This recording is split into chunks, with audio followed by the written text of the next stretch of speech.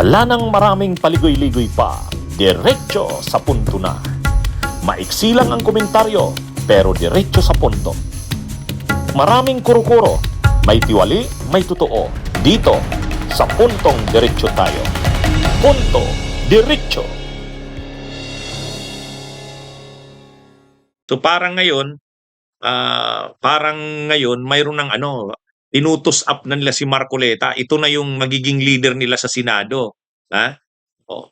Yan na yung parang gano'n na yung bunang nila sa Senado eh. Si Marcoleta na ang bagong leader ng mga pro Duterte. At sinisigaw na siya ng mga nagrarally, Marcoleta. Sabi ko parang paghahanda na yata ito sa pagtakbo ni Sara. Siyempre, kailangan ni Sara ng Vice President. Sabi ni Sara may napili na daw siya pero hindi niya naman inaanunsyo kung sino. Maraming mga pangalan diyan ang nababanggit na posible daw mag-Vice President kay Sara. Si Amy Marcos gustong mag-Vice President. Gusto niya Duterte Marcos para kung dati daw Marcos Duterte, ngayon naman daw Duterte Marcos. Ang problema, marami ayaw kay Amy. Wala silang masyadong tiwala kay Amy. Oh. Ang mas marami sa DDS gusto nila Bongo. Gusto nila Bongo kasi loyal si Bongo kay Digong eh. Kaya lang yung mga diehard na Sara, yung mga kakampi ng anak ni Digong, sila Basti sila, ayaw nila kay Bongo. Oh. Mas gusto nila wag na lang si Bongo kasi kalaban ni Sara yan eh. Kalaban ni Sara yan. Oh. So naghahanap sila ng pwedeng si Padilla. Kaya lang si Padilla mukhang ayaw niya naman na maging vice president. Mukhang re-election lang. Hindi niya kaya ang pagiging vice.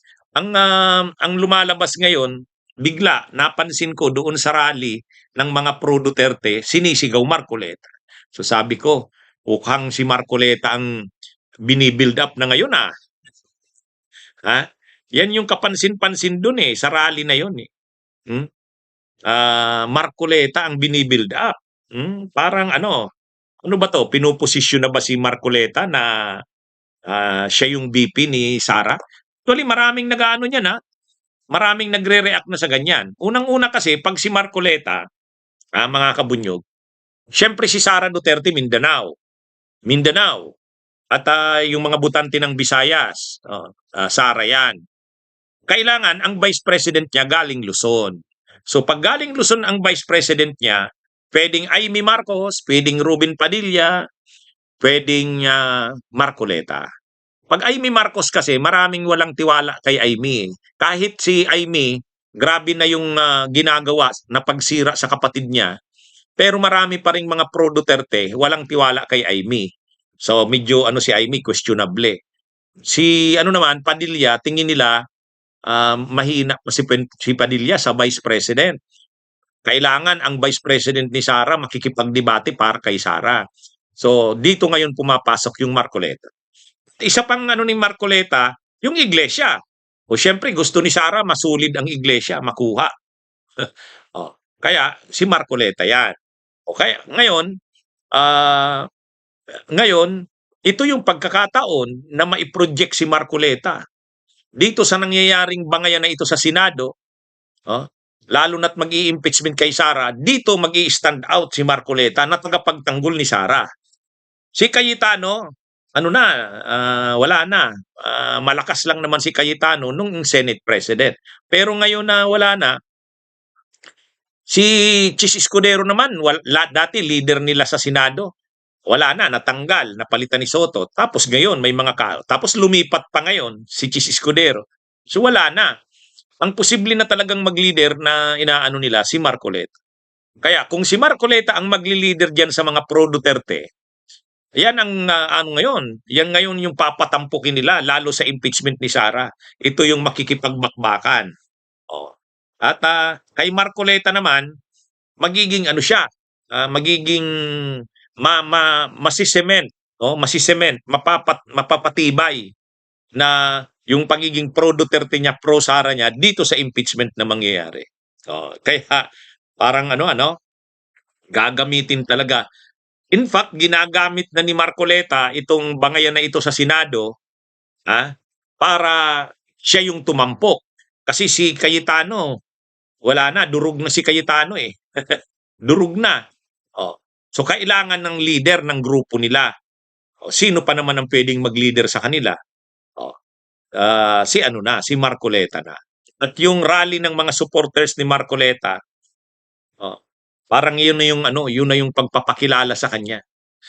Tapos bumaba pa si Marcoleta galing sa taas, pumunta doon sa mga nagrarally, Marcoleta. Kaya kung titingnan, positioning na yata ito para sa pag-vice president eh. Ganun yung mga kabunyog mga kabayan, ganun yung posibleng play doon. Ano 'yun? Yun yung yan yung doon. Kasi biglang dumami yung tao na supporters ni Marcoleta ang dumating.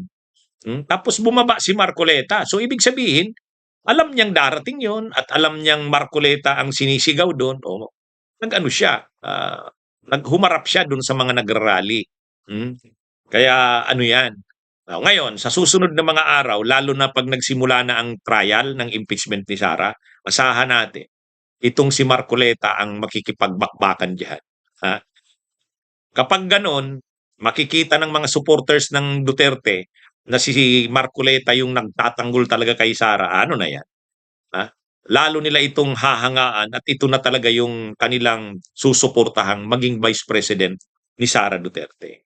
Yan yung mga kabunyog. Kahit baguhan yan na senador, pero yung mga datihan kasing senador na mga pro-Duterte, wala naman na eh.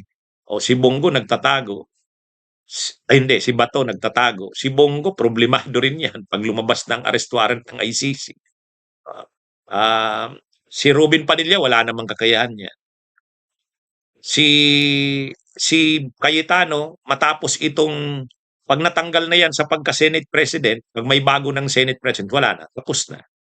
Kaya na ito, si Marcoleta na yung papatampokin nila. Bunyog, bunyog, halikan na kasama ka. Bunyog, kapag buklod ay may pag-asa. Luzon, Visayas, Mindanao, isa ang pananaw. Sa bagong Pilipinas ang bunyog isisigaw. Bunyog.